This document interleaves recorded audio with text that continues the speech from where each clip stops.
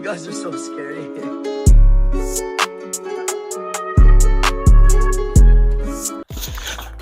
What is up, y'all? ODM back at it like a motherfucking crack at it, y'all. You guys know what is up. We were lucky enough to get invited to a TED Talk that was brought to us by Alien Labs, and it was a collaboration with Puffco themselves, man. The event was held in downtown LA at the Puffco location, you know, where they hold the Puffco events, the PuffCon events. It was a bud tender appreciation event, so you had to be a bud tender or you had to know somebody to get yourself into the event. So I was lucky enough to be blessed and was invited by the homie Rockitneedspace. Shout out to him. I can't say how many times I've been blessed enough to be invited by himself. You're a legend, bro. Shout out to you for being super nice and dope with me, because I'm a nobody, and yet he treats me like a somebody. So I just appreciate it, man. You know, we had to get ourselves stupid medicated on the way there. Any other way would be disrespectful. We were smoking on some permanent marker by Connected, because we keep it in the family when we go to these events. You know what I mean, Jelly Bean? Don't hate the player, hate the game, man. And if you know my fiance, she's the drinker. 26% Paloma vibes. On a Tuesday. You're getting faded on a Tuesday. And Monday and Wednesday. And her ass has to pregame before anything, even before church. I'm just kidding. That's a joke. Don't get her in trouble for that. As we got there, line was fairly calm. You know, I feel like we got there probably like at 6:30. Line was chill. People were smoking, token, you know. I had my pivot on me. I did not want to carry the Pro around. Again, I've mentioned this many times. The pivot is becoming my number one device just because of how easy it is to go everywhere with it. We headed upstairs to that second level where they did have a few of the vendors. So they had an Alien Labs booth, they had the Puffco booth, and they had another Puffco booth that was allowing you to take dabs. They were just handing dabs out. They were loading the Puffcos and they were dabbing people out. I enjoyed that so much. Terps on terps on terps on terps. The quality that they were providing to every guest was A1. It got close to 8 p.m. They did instruct everybody to head back downstairs, to head to the actual theater portion of it. And I have to say, man, Ted is a funny ass guy, because he has like these one-liners he was saying throughout the whole like conversation of the TED Talk, and they were fucking hilarious. I get out of it. They keep calling me that dude from Men in Black. So Pug? I don't know. Roger and I are pretty similar in the aspect that we do not discriminate strains. So for me, I really don't have a preference. If anything, during the day, I definitely want a sativa that doesn't like, or a strain that gives me that effect. And at night, something that will make me a little bit sleepier. There is one thing that I found very interesting during all of this. I didn't realize, or maybe just because I myself started dabbing back in the day with a nail, a torch, I don't think I ever really realized like how intimidating it can be for any new smokers or even girls to, you know, see a torch and a nail and then you start heating it up and it kind of looks like some crack, you know, like. But Puffco really changed the scene by introducing all these devices that they have brought forward and allowed it to be more mainstream and like acceptable in public to dab. And they mentioned the hash agenda. Hash agenda for us at its core is just putting people onto what we love. We love dabbing. We love the concentrated experience. We think it's the best experience in cannabis.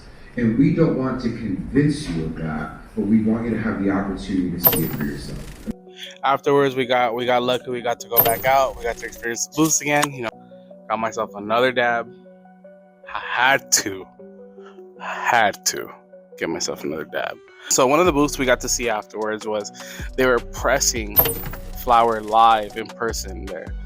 That's pretty sick. Something that was probably one of my favorite booths of the whole thing was the Pot Bot Puffco testing dab lab. They allowed you to choose which device.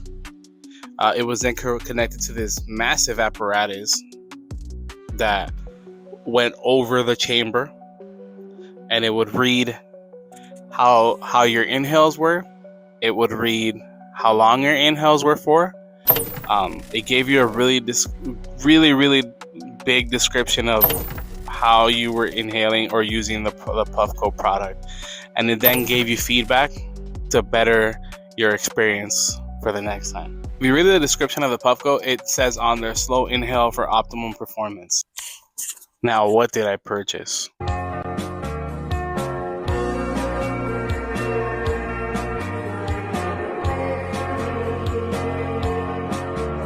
The bag is the perfect size because it allows me to not only put my pivot in there and everything else that I carry with it, but still have a little bit of extra space for maybe my wallet, maybe my keys, without the bag being so bulky. And that was a seller. And it was $15 for an Alien Labs bag, no tax. Just $15. Come on, y'all. Last one there. It was meant to be mine. I obviously got my hot knife stolen. It's happened maybe 2 years ago already. Still have not purchased a new one. Event exclusive. Just beautiful purple hot knife.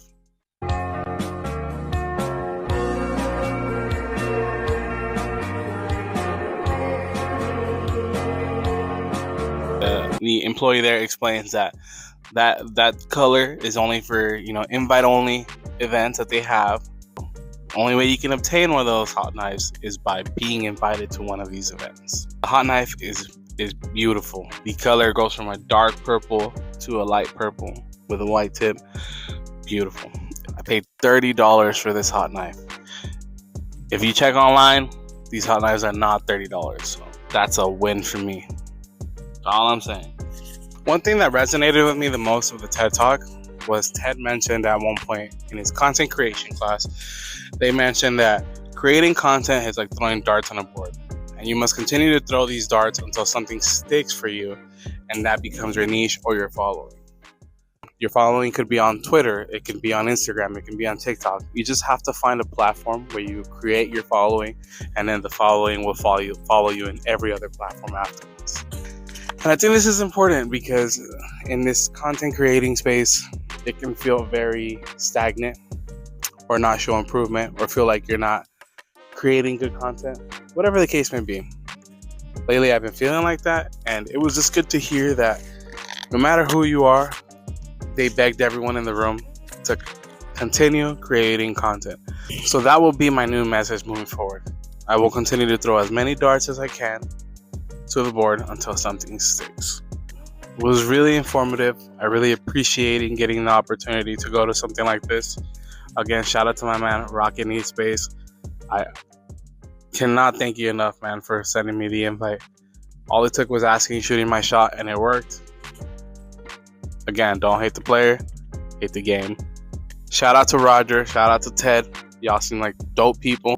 I would for sure go to another one, so if I can get another invite, shout out to y'all. But if you guys could please do me a favor, like the video, man. Smash the like button. Comment down below. Hashtag TED Talks. Down below, comment down below. Hashtag TED Talks.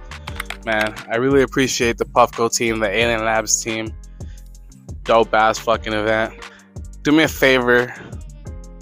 Follow me on my Instagram, my TikTok, Originaldankmilo. Let me know you came from the YouTube. We're getting closer and closer to 50 subscribers. Maybe we'll do a giveaway. Let me know what you guys think down below. But I'm out of here. I'm not wasting any more time. Peace.